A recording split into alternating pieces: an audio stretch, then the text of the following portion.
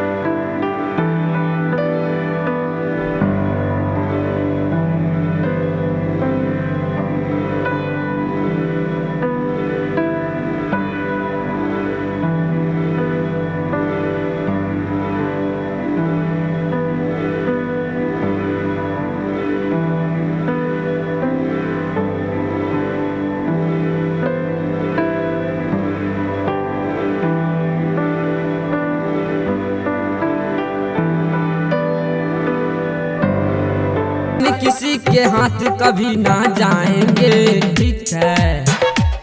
नेपाल से दारू लाएंगे, पार्टी हम मनाएंगे, ठीक है।